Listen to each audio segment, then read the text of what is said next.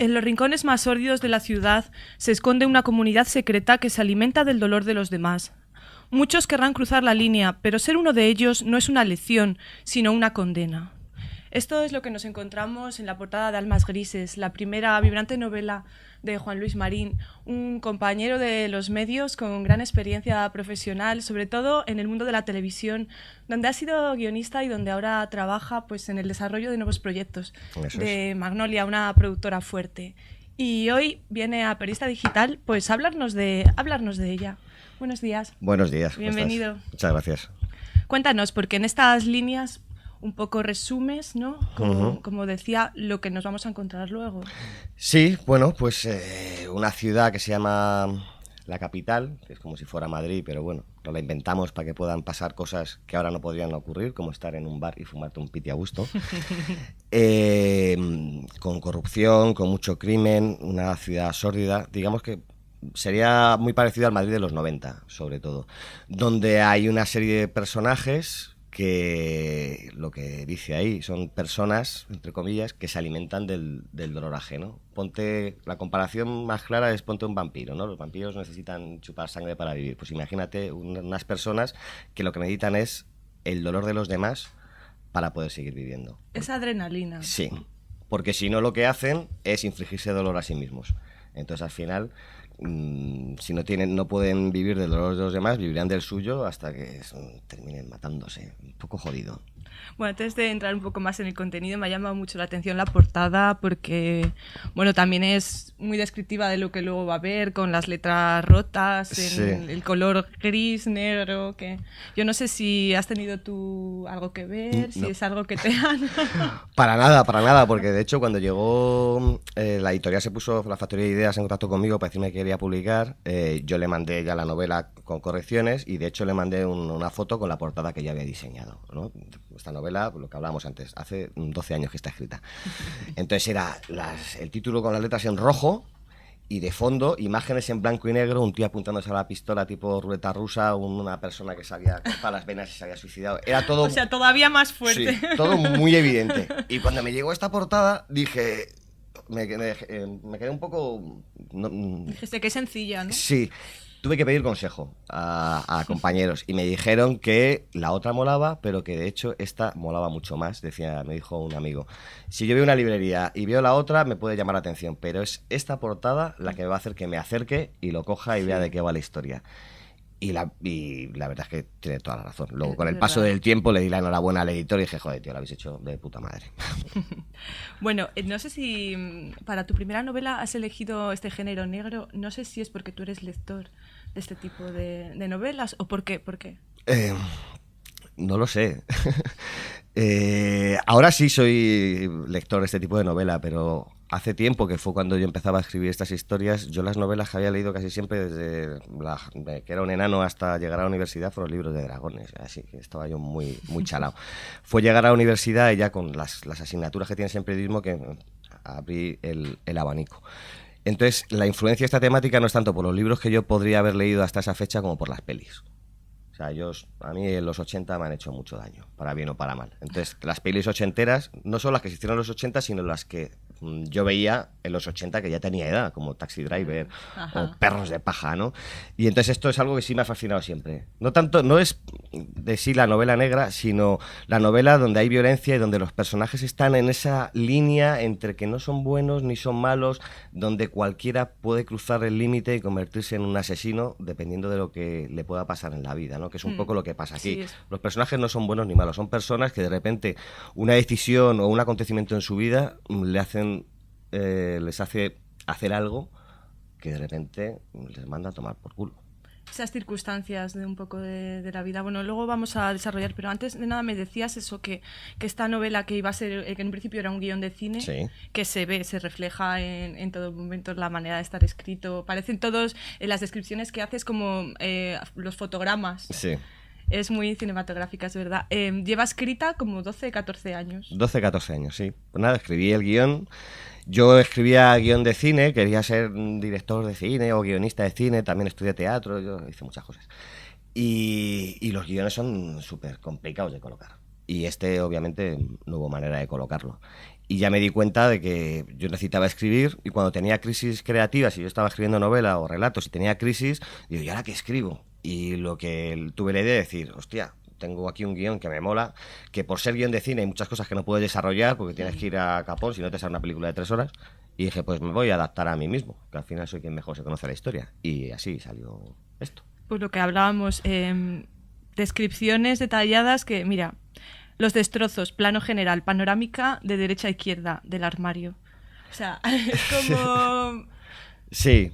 Todo Sí. muy... Me Es una película en todo momento. Claro, es que es una peli. Yo me planteé la idea de decir, vale, tengo aquí una película de asesinos, persecuciones, tiros, tal, y lo voy a convertir en novela.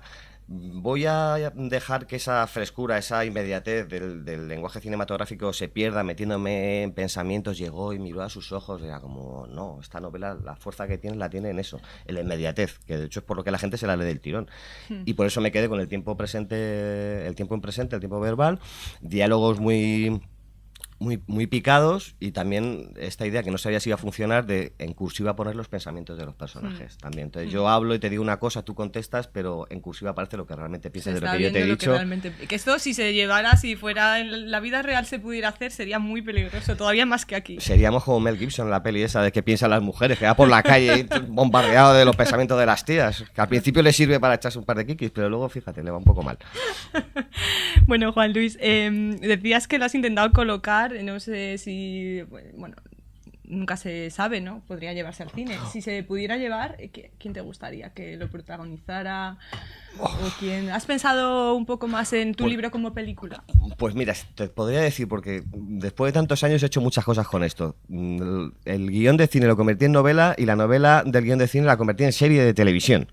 Bueno, o como a cine o en serie. Sí. Entonces me acuerdo que hice el proyecto y de hecho escribí dos capítulos. De esta novela salían 6.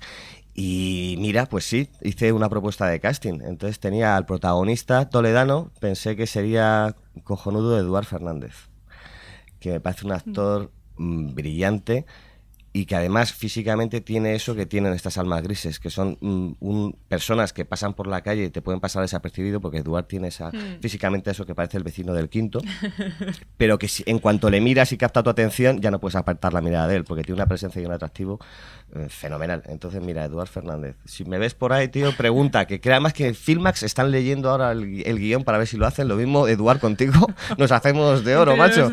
Joder, sí. ¿Y quién pensabas cuando escribías esta novela? O sea, ¿para quién va dirigido?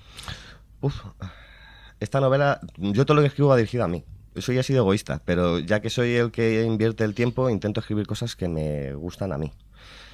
Y generalmente, y creo que no creo que suene prepotente, pero porque no significa que sea bueno, es decir, lo que yo escribo a mí me gusta mucho, lo cual no significa que pueda gustar a los demás. Pero había un vacío en cuanto a los libros, a la lectura que yo leía, que yo no encontraba, que luego con el paso de los años, más por desconocimiento, después de mucho tiempo, pues se tuvo que estrenar una peli que fuera El Club de la Lucha para yo conocer a un autor que es Chuck Palahniuk. Y me lo he leído todo, es un tío cojonudo, me encanta.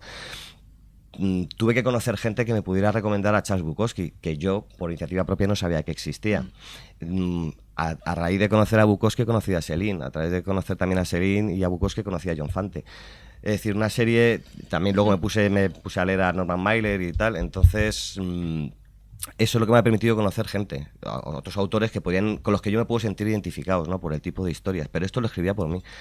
Yo escribo por terapia, ¿sabes? Sale más barato que ir a psicoterapeuta, aunque a veces tengo que ir, hola, ¿cómo estamos? Pero esta es mi manera de echar todos mis demonios y toda la mala leche que yo he podido tener dentro. Por eso la novela está dedicada a lo que está dedicada al odio. Al odio, inagotable fuente de inspiración. Eso. Te iba a preguntar por qué. Pero... Sí, pues porque esta novela está escrita, pues es cuando yo tengo ahora 38 palos, pues cuando yo tenía 24, 25, y yo estaba muy enfadado. Porque lo que ha hecho esta sociedad, nuestros padres, con todo su cariño del mundo y su buena intención, es vendernos la moto de que si tú haces una serie de cosas en la vida vas a conseguir también lo que tú pretendes. Es decir, estudias, sáquete una carrera y todo este tipo de cosas. Que fue lo que yo hice, pero vamos, como un montón de gente. Lo que pasa es que yo he dedicado a este campo, ¿no? Que si el cine, el periodismo, la televisión. Y cuando te encuentras que vas a los castings y no te cogen, que has sacado una carrera y te has hecho un máster y aún así estás trabajando de camarero año tras año, o que trabajas en un call center cogiendo llamadas, a mí las empresas de trabajo temporal, la novia que yo tenía por aquel entonces, acaba de sacar, ella era abogado, hizo derecho, le daban trabajo de administrativo, que bueno, no es para tirar cohetes, pero al menos era administrativo. Yo con mi carrera de periodismo y mi curso de especialización en guiones audiovisuales me mandaban a Antena 3, pero a montar y desmontar decorados. Claro, sí. ¿Sabes? Y eso lo que generó en mí fue una bola de frustración y de resentimiento y de mucho odio. Y es verdad, yo lo reconozco, he estado mucho tiempo muy enfadado. Y ahí salía todo esto. Entonces, en vez de salir a la calle y liarme a bofetadas con alguien y convertirme en un psicópata, lo que hacía era liarme a bofetadas escribiendo, ¿sabes? Y matar a gente de la manera más cruel que se me ocurría. ¿Y qué es lo que hay aquí? Un abanico de crueldad inagotable. O sea, que surge de un momento de crisis. Sí. Crisis existencial que todos tenemos, pero bueno, tú por lo menos lo has focalizado y lo has utilizado para bien. De hecho, si te digo la verdad, es una cosa muy jodida, porque las rachas en las que estoy feliz y contento, me pongo a escribir y no me sale nada. No, no me sale nada. Todas las parejas que tenía me dicen, tienes que escribir una comedia romántica porque eres muy gracioso. Y yo, pues va a ser, y me pongo y no me sale, porque enseguida al personaje le tengo que pegar un tiro. Pero bueno. Vamos a hablar de los personajes. Sí. Vamos a incidir un poco más en ellos, enganchados a esa adrenalina que surge de, bueno, pues del dolor de los demás, ¿no? De provocar dolor a los demás. Sí. ¿Por qué? ¿Y por qué hablas de diferentes fases del dolor, Claro, o sea, es decir, esto del morbo? Se trata de... A ver, ¿cómo te diría yo? Yo lo que pienso es que lo que hacen estas personas, que es alimentarse del dolor de la gente, lo hacen de una manera muy extrema, llevado a la máxima expresión. Pero lo que trato de reflejar también con Almas Grises es que nosotros, el ser humano, tú y yo en este momento, también nos estamos alimentando del dolor. Del dolor ajeno. Del dolor ajeno. Lo cual no significa que vayamos por la calle pegando tiros y dando puñaladas, pero... Por ejemplo, si yo cuando nosotros ponemos el televisor y vemos las noticias, sobre todo en momentos de crisis como los de ahora, nos estamos alimentando de todas las desgracias que están sucediendo. Primero, porque eso nos marca la diferencia entre quien está jodido, quien no lo está o quien está camino de estarlo. Segundo, necesitamos ese dolor que está sufriendo. Pues, siempre pongo ahora mismo el mismo ejemplo, que es muy triste. Todos los desahucios que está habiendo y mucha gente que a lo mejor se está suicidando porque no puede hacer frente a eso. Ese dolor que causa este suicidio es lo que a nosotros nos hace levantarnos y reaccionar ante algo que está ocurriendo, una desgracia, porque si no lo vemos no reaccionamos. Al final el dolor es un estímulo, el dolor nos hace a nosotros sentir vivos, ya sea eso, sea la guerra o cualquier historia. Y es obvio que nos alimentamos de él y ya lo damos por hecho, porque llega un momento en que tanto dolor a nosotros nos la rempampinfla. Y puedes estar... Claro, te acostumbras. Claro, puedes estar comiendo, viendo el telediario y estás viendo que ha habido una bomba en un mercado de algún país de Oriente Medio y ya es que eres inmune a eso. Y ya pasarás a otro nivel de odio. Y a otro nivel de odio. Hasta que al final un día quizá cruces esa línea y te vayas a tomar por culo. Que es lo que hay que evitar a toda costa. Oye, que esto es una novela de ficción. Vamos a ver. ¿Y crees que el malo nace o se hace? Yo creo que nace. Me gustaría creer que se hace, pero yo creo que el malo nace. Es decir, cuando hablamos de personajes históricos que han sido unos auténticos hijos de puta, siempre nos gusta pensar que encontrar una explicación al porqué. Es decir, este tío nació y qué le pasó en su vida para que en el momento X algo se quebrara en su cabeza y se volviera el tarao. Yo qué sé, muchas veces sale el tema de Adolf Hitler, ¿no? Con todo lo que hizo.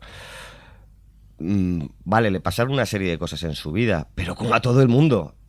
Es decir, lo que le pasó a este señor en su infancia, y que fuera un tío que la gente pasaba 3 pueblos de él, que fuera pintor y que fuera un mediocre, le ha pasado a muchísima gente, pero Hitler solo ha habido uno. Yo creo que este tío nació así, que es una putada.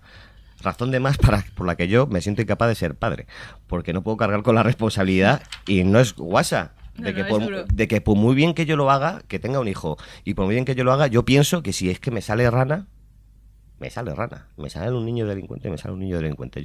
Sé que es muy duro, pero... Hombre, es muy duro. Por ejemplo, ahora estamos viendo el caso de los padres de Bretón, que no hay justificación casi por ningún lado, pero que ellos siguen ahí, y es un poco lo que tú dices. Claro, yo creo eso, que algo llevamos. De hecho, hay un estudio sobre el gen asesino, que es el síndrome de Jacobs. Ahora mismo lo utilicé para la novela, no me entero bien, pero por lo visto que podría incluso ser hereditario, esto del gen asesino. Y va marcado por una serie de pautas de comportamiento y también por físicamente, aunque según esto, la gente que tiene el síndrome de Jacobs... Físicamente también. Sí, son generalmente altos y delgados y propensos a tener acné. Pero bueno, si buscáis síndrome de Jacobs, el gen asesino, encontráis información de un tío de la universidad de no sé cuántos que lo ha descubierto. Así que... Un poco de miedo, ¿no? Altos, delgados, media España. Media España y con acné.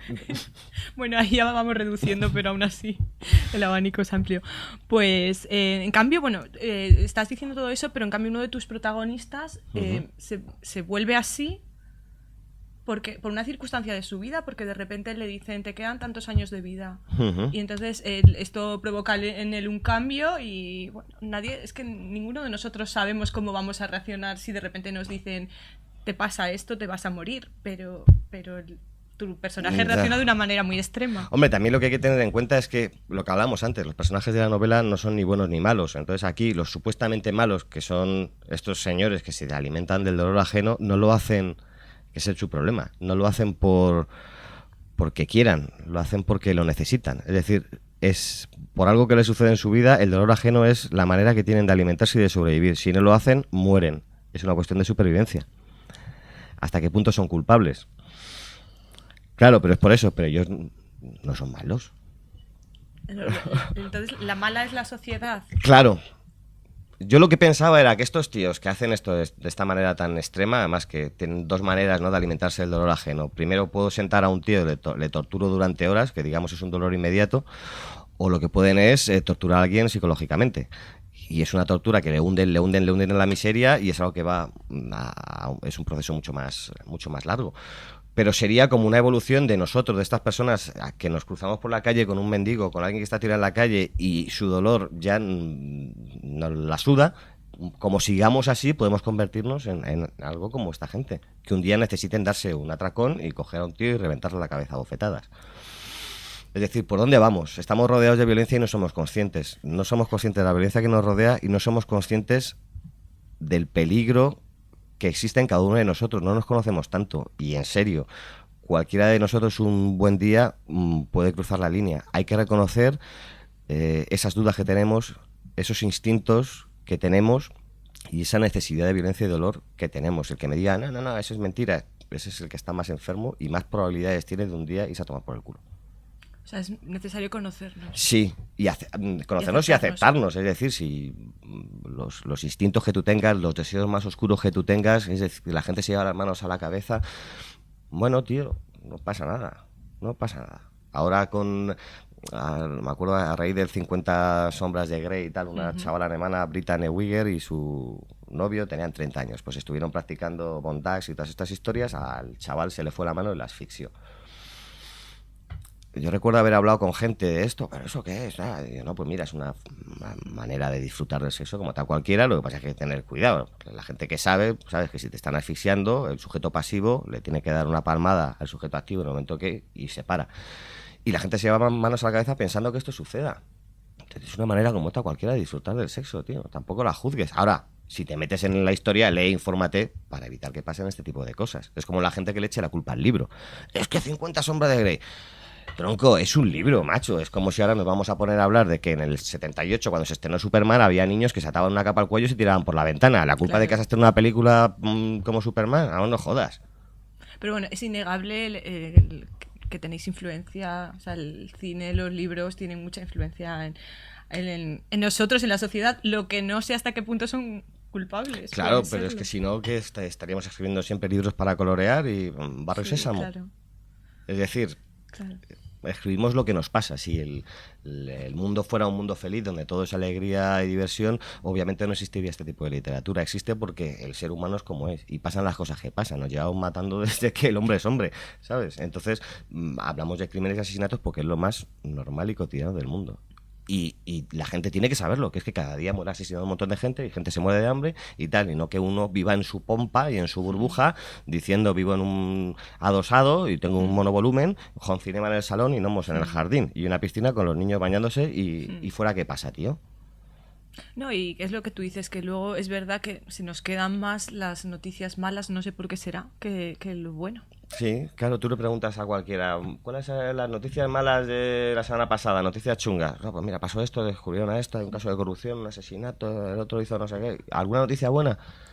El embarazo de Sara Carbonero. Eso es bueno. No lo sé. Sí, enhorabuena, Sara. Iker, felicidades. Bueno, hablas de eso, de una sociedad corrupta y la que no dejas bien prácticamente a nadie. La policía, los medios de comunicación. ¿Tan mal lo ves?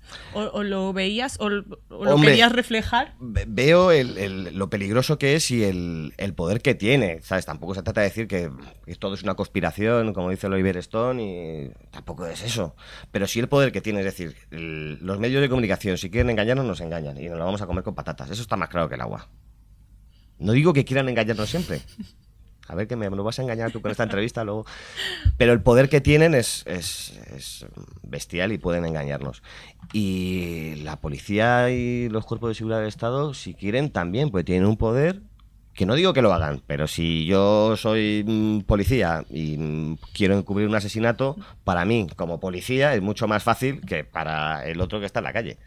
De hecho, aquí, yo siempre en las cosas que escribo utilizo lo que me ha ocurrido en la vida. Y hay un pasaje en el que uno de los protagonistas, un policía, Donny, le cuenta a su compañera Ángela que él, cuando estuvo en la universidad, tuvo que hacer un trabajo para la universidad, se fue a la comisaría de su distrito para hacer una serie de preguntas sobre lo que fuera y le dijeron, vas a hablar con el secretario de la universidad, de la comisaría, ¿vale? Entonces le recibió un tío allí en su despacho, le contó una serie de cosas y le enseñó una serie de cosas que, si queréis saber, lo leéis en el libro.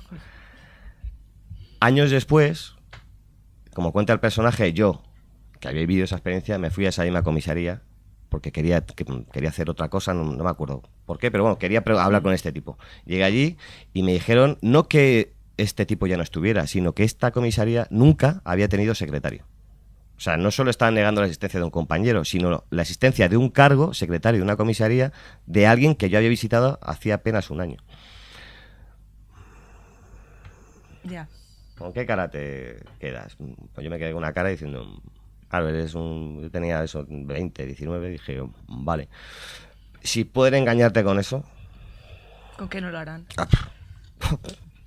Es decir, estamos en pelotas ante la gente. ¿Y qué hay de ti en la novela? Porque supongo que, bueno, aparte de tu mal momento... Tu mal momento de inspiración. Mi mala leche. Hay mucho. Es lo que te digo, está esto, hay un personaje que se llama Carlos, que es un chaval que tiene 25 años y al principio de la novela vuelve a casa frustrado porque tiene pareja y se ha gastado todo el dinero en invitarle a su novia a copas y esperando poder echar un polvo con ella y al final se va a casa sin echárselo. Pues, ¿tú eres Carlos? No, pero yo me he sentido como Carlos en alguna ocasión de mi juventud. Decía, tenías novia y pim pam, y venga, vamos a tomar una copa y tal, pasaban los meses y tú lo que querías era darle a su cuerpo alegría a Macarena y te ibas a casa así, a dos velas, un poquito. Das mucha importancia al héroe, a los héroes y a los mediocres. ¿Por qué? Porque los héroes están sobrevalorados y los mediocres son más de lo que pensamos. Es decir, encontrar verdaderos héroes es complicado. El mundo está lleno de falsos héroes, creo. Y mediocres están por todas partes. ¿Hacen mucho daño los mediocres? Mogollón. Los mediocres hacen muchísimo daño. Porque se convierten en un modelo de persona y también, incluso a nivel personal y profesional, donde se demuestra que se puede conseguir todo sin hacer nada y sin tener ningún tipo de talento. Entonces, bueno, también es otra cosa. Incluso llegar a políticos. Podría ser. Solo tienes que mirar a los que tenemos en este país. Como personas no sé porque no los conozco, pero como políticos me parecen bastante mediocres. No lo sé, ¿eh? Pero vamos, prefiero no... Bueno, me da igual, si es que... porque unos y otros me dan igual. ¿Sabes? En la política me parecen todos. El abanico amplio que tenemos de dos, me parecen todos bastante mediocres. Pero, bueno, también digo lo mismo. La culpa no es de ellos. La culpa es de quien los ha puesto ahí. ¿Ha sido fácil para ti jugar al despiste en la novela? Porque es verdad que ni los buenos son tan buenos, ni los malos tan malos, nada es lo que parece. Si te digo la verdad, no. Yo escribo de manera muy intuitiva, lo cual no quita que corrija hasta la saciedad. Claro, esta me he pasado 14 años corrigiéndola, pero me sale así. Entonces es ahora cuando la gente se la ha leído. Porque antes, claro, se la habían leído los 4 amigos a los que le pasabas la copia que habías impreso y hecho fotocopias en la tienda de la esquina, que encima te salía por un ojo de la cara. Y ahora es cuando por fin hay reacciones de gente, y sobre todo de gente que no te conoce, que son muy valiosas todas, donde te cuentan esto y dices, hostia, lo he conseguido. Pero es algo que a mí me salía así. A lo mejor ha salido así de casualidad, he acertado, y en la siguiente me sale como el culo, pero no. O sea, de lo que te digo, yo cuando escribo, me sale. Que salga bien o no, ya no sé. Es un lenguaje muy claro, pero a veces duro. ¿Lo tenías siempre programado así o ha sido con las múltiples correcciones? No, date cuenta que es lo que hablábamos antes. Al ser un guión de cine, en un guión de cine no tienes tiempo para la prosa. Tiene que ser un estilo muy claro, directo y siempre presente. Entonces, si lo que sucede es que uno le ha pegado un tiro al otro y revienta la cabeza, pues lo que tú escribes le pega un tiro y revienta la cabeza. Al escribir la novela puedes utilizar un poquito más de adjetivos, pero la idea es esa, crear algo contundente y que te deje patidifuso, ¿sabes? Narrar un párrafo de 4 líneas para contar que a uno le han pegado un tiro y le han reventado la cabeza, pues a mí me parece una gilipollez. Al menos en ese tipo de novela. A lo mejor otro encuentra un tipo de poesía y hace novela a cámara lenta, ¿sabes? Para intentar copiar a Sam Peckinpah con sus tiroteos en Grupo Salvaje, que me parece una película cojonuda, pero eso en prosa es complicado. Juan Luis, ¿por qué vende tantos libros la gente de la tele? ¿Vende tanto? ¿O por qué vendéis tantos? ¿Vendemos? No. No, si venden las caras de la tele, no la gente de la tele. Yo trabajo, por suerte, en televisión, soy muy afortunado de poder trabajar en algo que me gusta mucho y para lo cual me está formando. Pero no creo que venda mucho la gente de la tele, vende la gente conocida. Vende la gente de la tele o vende la gente de la prensa del corazón o incluso político. Que bueno, también es verdad, porque sale en la tele. Porque a la gente le hace ilusión, supongo, tener los libros de esta gente, independientemente de que los hayan escrito o no. Bueno, me parece una opción tan respetable como otra. Seguramente son carreras literarias a corto plazo, es decir, el tirón de un libro de Mariano Rajoy puede estar en un libro, no en 2 o en 3, y siempre si el personaje... Alfonso Guerra lleva 3. Alfonso Guerra lleva 3. Bien, ¿eh? Sí. Y luego, independientemente de que lo que cuenten sea algo suyo o relacionado con el trabajo que desempeñan, o cuenten una novela de ficción. Si en el caso de Mariano Rajoy o Felipe González, es que van a contar algo de su vida profesional o su vida en la política y cosas que conocen, incluso yo a lo mejor tendría curiosidad por si cuentan algo de un secreto de Estado. Pero si me dices que Felipe González ha escrito una novela, a mí personalmente me la sopla. Aunque hay muchísima gente que... Joder, si es que a Felipe le llamaban guapo, ¿sabes? En los mítines, que yo me acuerdo. Era como, guapo Felipe, pues ya puede ser muchas cosas, no me jodas, pero igual que Aznar, guapo. Hay muchas veces. Tendrán su público. Sí. Bueno, de hecho han estado casados, o sea, hay gente que los ha considerado guapos. Bueno, cuéntame qué proyectos tienes. ¿Habrá una segunda parte de Almas Grises? A ver la Aila, pero no depende de mí. La novela está escrita igual. Escrita. Esta hace 14, la otra hace 8. Está escrita y estoy con la tercera. Ahora depende. Ahora estamos en ese momento en que el editor te dice que está contento, porque de hecho por eso publicó la novela, porque le gustó. A ver cómo van las ventas y si parece que si las ventas son buenas, la posibilidad de sacar la segunda parte, que se titula Maldita Nostalgia. Maldita nostalgia. Y me dices que estás con la tercera, ¿eso quiere decir que no estás en un momento bueno? Está ahí más pillado. Da igual, ¿no? Estoy. No, empecé a escribirla en un momento no muy bueno. Y ahora ya estoy mejor, pero ya estoy arrancado. Porque también está basada, o sea, es basada en otro guión que también tenía escrito hace muchísimo tiempo. Entonces mola porque la historia de base ya la tengo. Y ahí vamos, haciendo terapia. Bueno, pues muchas gracias por acompañarnos, por Gracias, haber venido. gracias Mucha a suerte ti. al Más Grises, que haya segunda y tercera parte. Y bueno, Eso, y que para vosotros todos lo leáis. Para todos ustedes es una novela de acción y de intriga y bueno, desde la primera página pues te atrapa ya. O sea que nadie se la pierda. Gracias. Gracias.